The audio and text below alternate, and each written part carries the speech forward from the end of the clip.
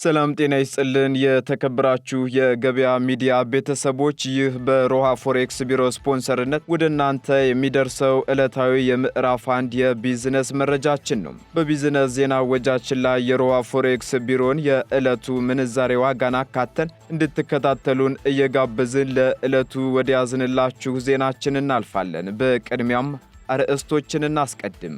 በደርግ መንግስት ያለ አግባብ የተወረሱ ቤቶችን ክስ በተመለከተ ተፈጻሚ የሚሆንና እንደ ሕግ የሚቆጠር አዲስ ውሳኔ ተሰጥቷል። ዝርዝሩን ትሰሙታላችሁ። ደህንነታቸውና ጥራታቸው ያልተረጋገጡ ምርቶችን ህብረተሰቡ እንዳይጠቀማቸው መንግስት አስጠንቅቋል። ምርቶቹንም በዝርዝር ይዘናቸዋል። የኢኖቬሽንና ቴክኖሎጂ ሚኒስቴር የተገኘበትን የኦዲት ግኝት ማስተካከያ ለማድረግ ዝግጁነት የለውም ተብሏል። በተጨማሪም ተቋሙ በሚሊዮኖች የሚቆጠር ገንዘብም ጉድለት እንደተገኘበት ተነግሯል። መረጃውን እናጋራችኋለን። የሰዎች ዝውውርን በተመለከተ አዲስ አሰራር ተግባራዊ ሊደረግ መሆኑ ተሰምቷል። ይህ አዲስ አሰራር ምንድነው? የምትሰሙት ይሆናል። ውድ ተከታታዮቻችን እነዚህንና ሌሎችንም የቢዝነስና ማህበራዊ መረጃዎችን አካተን ይዘናል።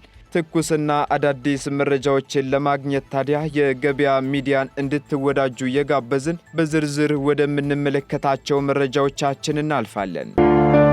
የኃይል መቆራረጥና ጨለማ አስቸግሮታል? መፍትሄ ካሉ ግሪን ሰንቴክ አለሎ። የኃይል ማጠራቀሚያችን የመብራት መቆራረጥ እንዳለ ያስረሳውታል፣ ጨለማን ያሰናብታል። ግሪን ሰንቴክ ጥራትና በቂ ዋስትና ያላቸው የሶላር መብራቶችን ኪስን በማይጎዳ ዋጋ በመረጡት አማራጭ አቀረበሎ።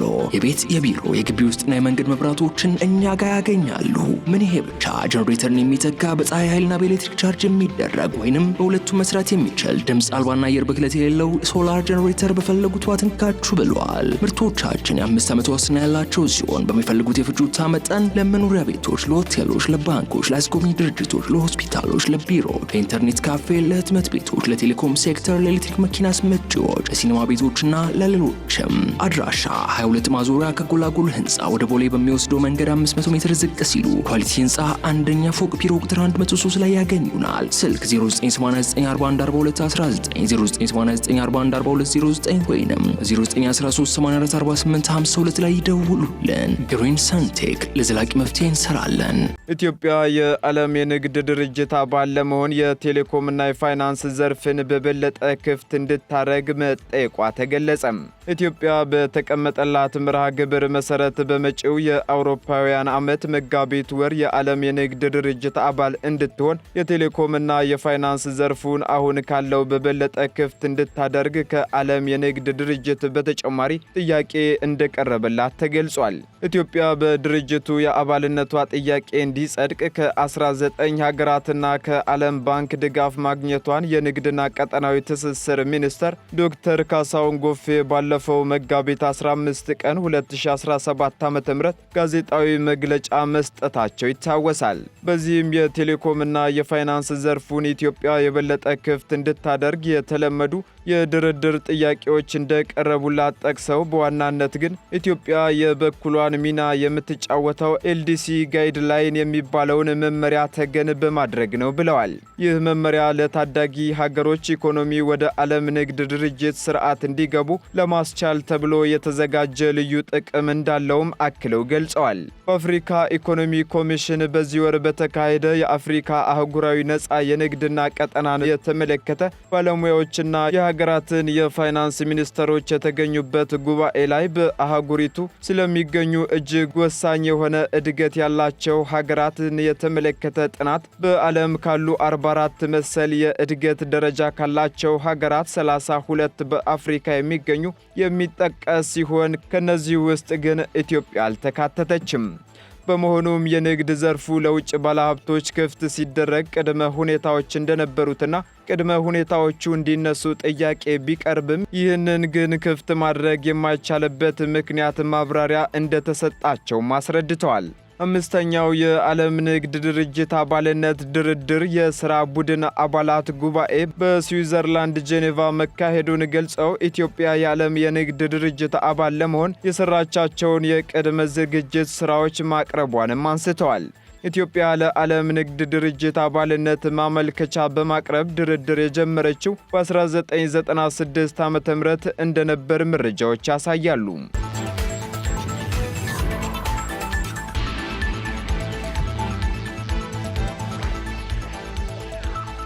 ፈረንሳይ የኢትዮጵያ የኢኮኖሚ ማሻሻያ አጀንዳን ለመደገፍ የሚያስችል የ28.5 ሚሊዮን ዩሮ በጀት ድጋፍ አደረገች።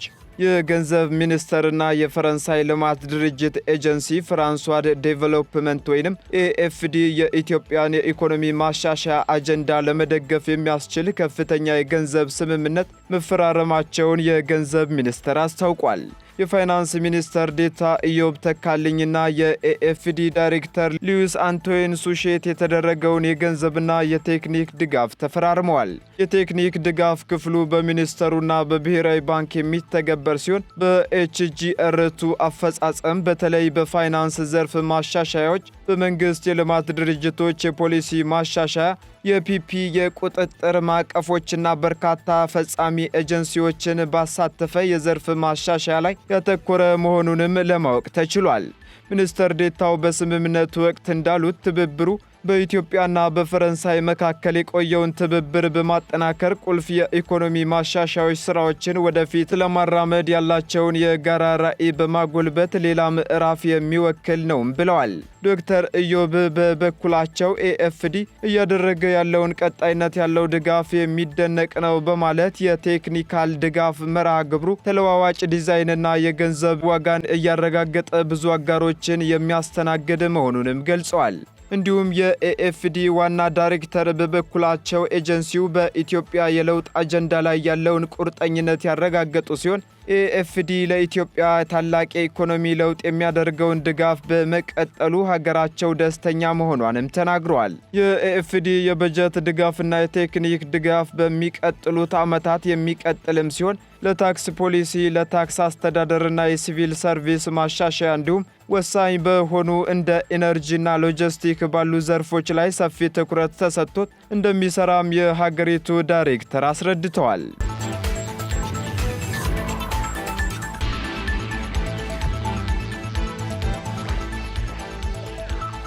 ሕገወጥ የሰዎች ዝውውርን ለመከላከል የሚያስችል የ8797 የስልክ መስመር ይፋ ማድረጉን የፍትህ ሚኒስቴር አስታወቀም። የፍትህ ሚኒስቴር ሕገወጥ የሰዎች ዝውውርንና ስደተኞችን በመዋጋት ረገድ ወሳኝ መሳሪያ እንዲሆንና የሕግ ማስከበር ሥራዎችን ለማጎልበት የተነደፈው 8797 ብሔራዊ የስልክ መስመርን አስጀምሯል። የስልክ መስመሩን በትላንትናው ዕለት በይፋ የከፈተው የፍትህ ሚኒስቴር የፌዴራል የመጀመሪያ ደረጃ ፍርድ ቤት ምክትል ፕሬዝዳንት፣ የዓለም አቀፍ የሲቪል ማኅበረሰብና የተለያዩ ዓለም አቀፍ ድርጅቶች ተወካዮችም ተገኝተዋል። የፍትህ ሚኒስቴር ሚኒስትር ዴታ አቶ በላይሁን ይርጋ በመክፈቻው ላይ ባደረጉት ንግግርም መንግስት ደህንነቱ የተጠበቀ ስራን በማስተዋወቅና ህገወጥ ስደትን ለመፍታት ያለውን ቁርጠኝነት በአገር አቀፍና በዓለም አቀፍ ደረጃ በተጣጣሙ ሁሉን አቀፍ ፖሊሲዎች፣ የህግ ማዕቀፎችና መዋቅራዊ ማሻሻያዎች አጽንዖት ሰጥቶ እንደሚሰራ ተናግረዋል። የሀገር ውስጥና የባህር ማዶ የሥራ ስምሪትን ለማሳደግ ማኅበራዊና ኢኮኖሚያዊ ፕሮግራሞችን መተግበር፣ የህብረተሰቡን ግንዛቤ ማሳደግ፣ የድንበር አስተዳደርን ማሻሻልና የህግ ማስከበር ሥራዎችን ማጠናከርን ጨምሮ የስደት ዋና መንስኤዎችን ለመፍታት መንግሥት የጀመራቸውን ሥራዎች በሚመለከትም ገለጻ አድርገዋል። የ8797 የስልክ መስመር በ4 ቋንቋዎች ማለትም በአማርኛ፣ በአፋን ኦሮሞ፣ በትግረኛና በእንግሊዝኛ የሚሰራ ሲሆን ይህም ደግሞ ሰፊውን ህብረተሰብ ተደራሽ ለማድረግ እንዲያስችል በማሰብ እንደሆነ ተመላክቷል። በኮንትሮባንድና በህገ ወጥ የሰዎች ዝውውር ላይም ያሉ ከባድ ወንጀል ድርጊቶችን በመቅረፍ በኩል ያለው ሚና ሚኒስትር ዴታው አቶ በላይሁን ጠቁመዋል። የፍልሰት አስተዳደርን ከማሻሻል ባለፈ የስልክ መስመሩ በህገ ወጥ የሰዎች ዝውውርና በሀገር ውስጥ የሰዎች ዝውውር ሰለባ ለሆኑ ሰዎች ወሳኝ ድጋፍ ይሰጣል የተባለ ሲሆን የመረጃ ስርጭትን፣ ሪፈራልን፣ የስነ ልቦና ድጋፍንና ግብረ መልስን በአንድ የግንኙነት ነጥብ እንደሚያቀርብም ነው የተገለጸው።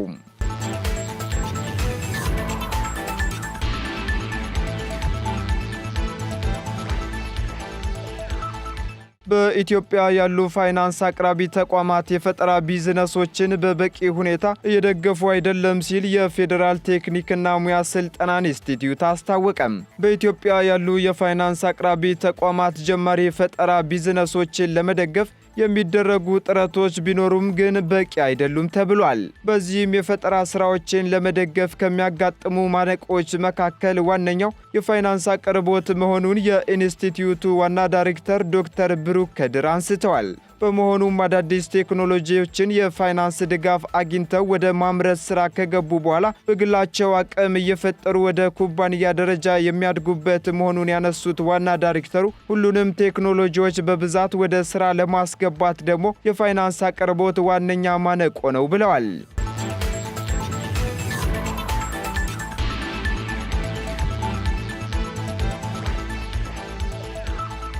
የኢኖቬሽንና ቴክኖሎጂ ሚኒስቴር የተገኙበትን የኦዲት ግኝት ማስተካከያ ለማድረግ ዝግጁነት የለውም ተባለም።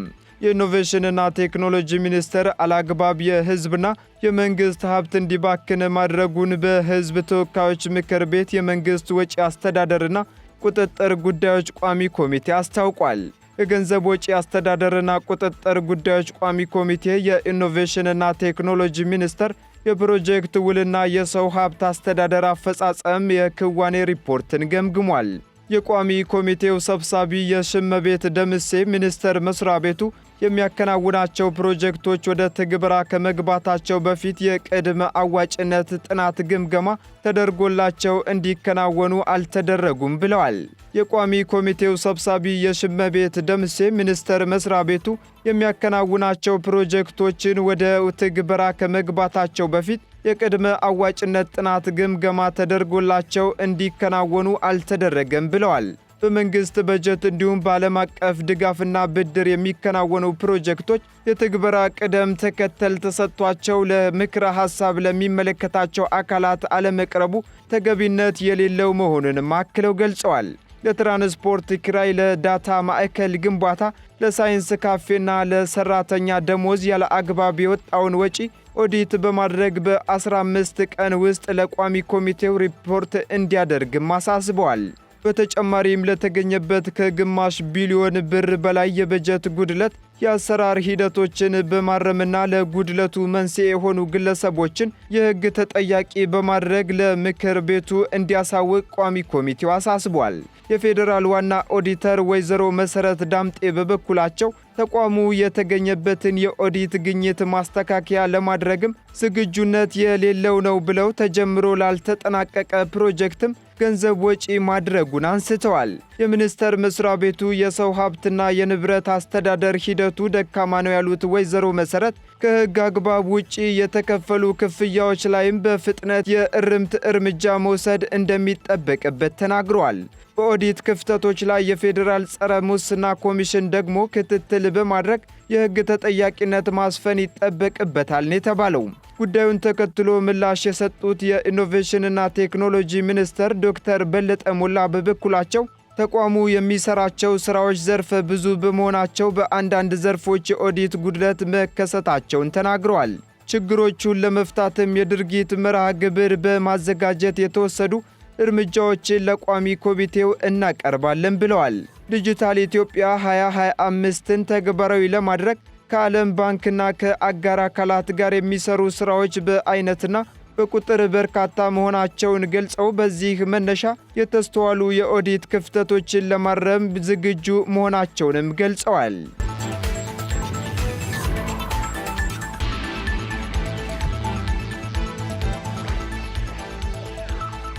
ደህንነታቸውና ጥራታቸው ያልተረጋገጡ የጨው ምርቶችን ህብረተሰቡ እንዳይጠቀማቸው መንግስት አስጠነቀቀም። ያልተፈቀደላቸውን የደረጃ ምልክት ተጠቅመው ሲሸጡ በተገኙ የጨው ምርቶች ላይ እርምጃ መወሰዱም ተገልጿል። የአዲስ አበባ ምግብና መድኃኒት ባለስልጣን ያልተፈቀደላቸውን የደረጃ ምልክት ተጠቅመው ሲሸጡ በተገኙ 5 አይነት የጨው ምርቶች ላይ እርምጃ ለመውሰድ ክትትልና ቁጥጥር እየሰራ ያለ ሲሆን ዛሬ በተገኘውም ሳልትባይ የጨው አምራች ተቋም ላይ እርምጃ እንደወሰደ ገልጿል።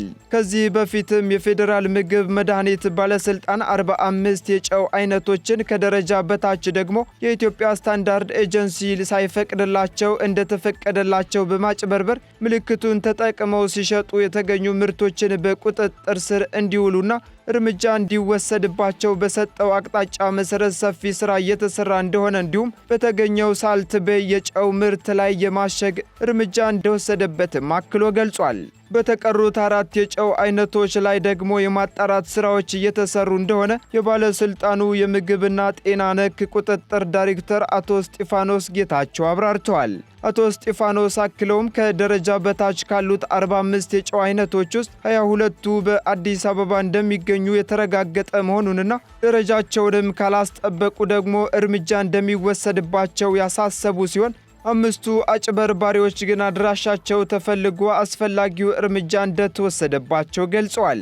ሲያጭበረብሩ ተገኝተዋል ከተባሉት መካከልም ሊኑ የገበታ ጨው፣ ታሪክ የገበታ ጨው፣ ሳልት ቤይ የገበታ ጨው፣ ሺማ አዮዳይዝድ ጨውና ጂኤም አዮዳይዝድ ጨው በሚባል ምርት ስም የሚጠሩ መሆናቸው ተገልጿል። በተጨማሪም ደህንነታቸውና ጥራታቸው ያልተረጋገጡ የጨው ምርቶችን የአዲስ አበባ ምግብና መድኃኒት ባለስልጣን በቁጥጥር ስር መዋሉን እርምጃ መውሰዱን ከዚህ ቀደም መዘገባችን አይዘነጋም።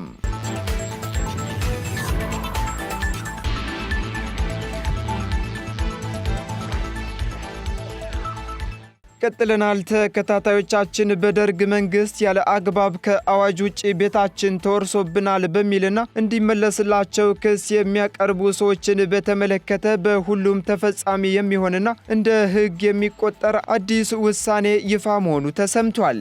ውሳኔው በመስከረም 28 ቀን 2017 ዓ.ም የወጣና የተላለፈው ውሳኔ ደግሞ ቤቴ ከአዋጅ ውጪ ተወስዶብኛል በሚሉ ግለሰብና በፌዴራል ቤቶች ላይ በፌዴራል ከፍተኛ ፍርድ ቤት ባቀረቡት ክስ መሰረት የተጀመረ ክርክር ነው።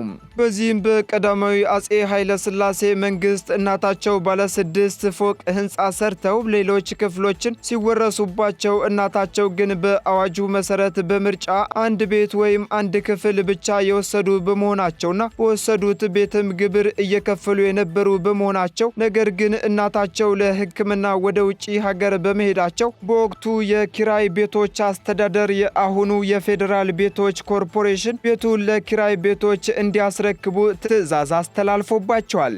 በዚህም ሁኔታ ላይ ሳሉ እናታቸው ማረፋቸውን በመጥቀስ የእናቴ ወራሽ ነኝና እናቴ ግብር ትከፍልበት የነበረውና አሁን በኪራይ ቤቶች የተያዘውን ቤት የመውረስ መብት ስላለኝ ቤቱ ይመለስልኝ የሚል ጥያቄ አቀርበዋል። በዚህም የአራዳ ክፍለ ከተማ የይዞታ አስተዳደርም ቤቱን በተመለከተ ቤቱ የመንግስት ነው በሚል ካርታ ያወጣበት በመሆኑ ግለሰቡ ካርታው ይሰረዝላቸው ዘንድ በፌዴራል ቤቶች ኮርፖሬሽን ላይ ክስ አቀርበዋል። የፌዴራል ቤቶች ኮርፖሬሽንም ቤቱ ለከሳሽ መመለስ የለበትም በሚል ሰፊ ክርክር ያቀረበ ሲሆን ካቀረባቸው ክርክሮች መካከልም ፍርድ ቤቶች ይህንን የማየት ስልጣን የላቸውም፣ ጉዳዩን መመልከት የሚችለው ዜጎች ቅሬታቸውን እንዲያቀርቡ በወቅቱ ወጥቶ የነበረው የፕራይቬታይዜሽን ኤጀንሲ ነው የማየት ስልጣን ያለው የሚል ክርክር አቅርቧል። የፌዴራል ከፍተኛ ፍርድ ቤትም የሁለቱን ክርክር መርምሮ ቤቱ በአዋጁ መሰረት የተፈቀደላቸው ስለመሆኑ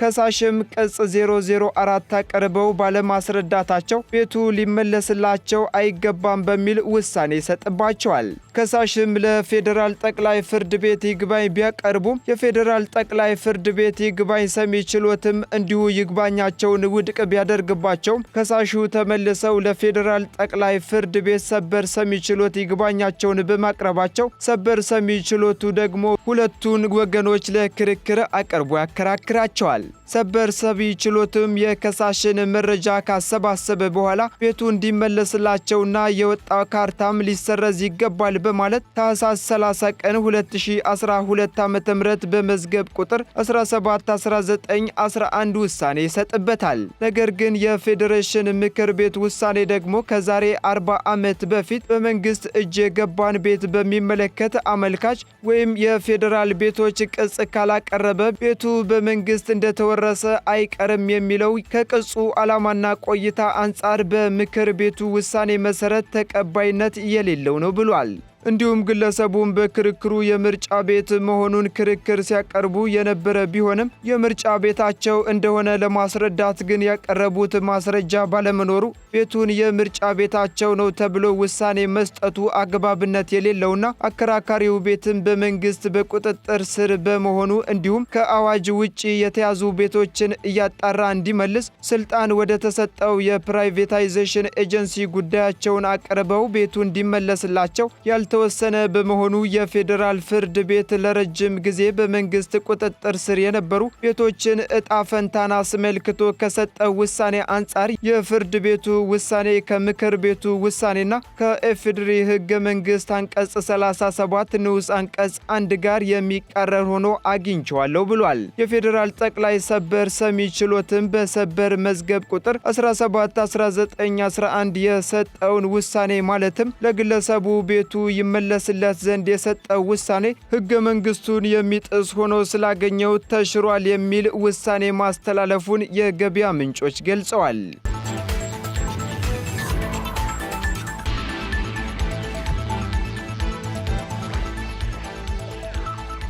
ቀጥለናል። የተከበራችሁ ተከታታዮቻችን፣ በመጨረሻም የሮሃ ፎሬክስ ቢሮን የዕለቱ የውጭ ምንዛሬ ተመን ወደ እናንተ እናደርሳለን።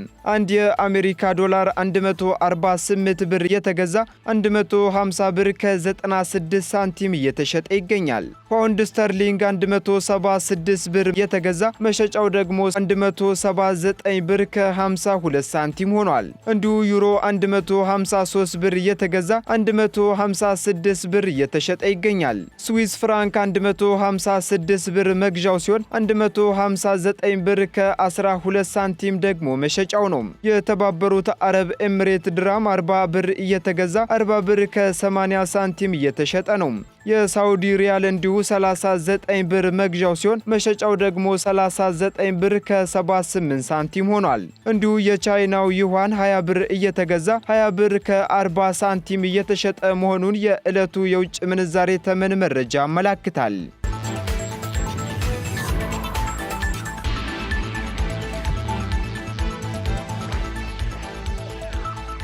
የተወደዳችሁና የተከበራችሁ ተከታታዮቻችን ለምዕራፍ አንድ ያዝንላችሁ መረጃዎቻችን እነዚህን ይመስሉ ነበር። አዳዲስና ትኩስ መረጃዎችን ለማግኘት ታዲያ የገበያ ሚዲያን እንድትወዳጁ እንጋብዛለን። መልካም ጊዜን ተመኘን።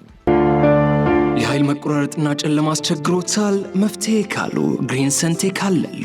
የኃይል ማጠራቀሚያችን የመብራት መቆራረጥ እንዳለ ያስረሳውታል፣ ጨለማን ያሰናብታል። ግሪን ሰንቴክ ጥራትና በቂ ዋስትና ያላቸው የሶላር መብራቶችን ኪስን በማይጎዳ ዋጋ በመረጡት አማራጭ አቀረበሎ።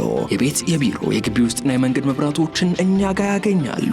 ምን ይሄ ብቻ! ጀነሬተርን የሚተካ በፀሐይ ኃይልና በኤሌክትሪክ ቻርጅ የሚደረግ ወይንም በሁለቱ መስራት የሚችል ድምፅ አልባና አየር ብክለት የሌለው ሶላር ጀነሬተር በፈለጉት ዋትንካችሁ ብለዋል። ምርቶቻችን የ5 ዓመት ዋስትና ያላቸው ሲሆን በሚፈልጉት የፍጆታ መጠን ለመኖሪያ ቤቶች፣ ለሆቴሎች፣ ለባንኮች፣ ለአስጎብኚ ድርጅቶች፣ ለሆስፒታሎች፣ ለቢሮ፣ ለኢንተርኔት ካፌ፣ ለህትመት ቤቶች፣ ለቴሌኮም ሴክተር፣ ለኤሌክትሪክ መኪና አስመጪዎች፣ ለሲኒማ ቤቶችና ለሌሎችም። አድራሻ 22 ማዞሪያ ከጎላጎል ህንፃ ወደ ቦሌ በሚወስደው መንገድ 500 ሜትር ዝቅ ሲሉ ኳሊቲ ህንፃ አንደኛ ፎቅ ቢሮ ቁጥር 103 ላይ ያገኙናል። ስልክ 0989414219 0989414209 ወይንም 913844852 ላይ ይደውሉልን። ግሪን ሰንቴክ ለዘላቂ መፍትሄ እንሰራለን።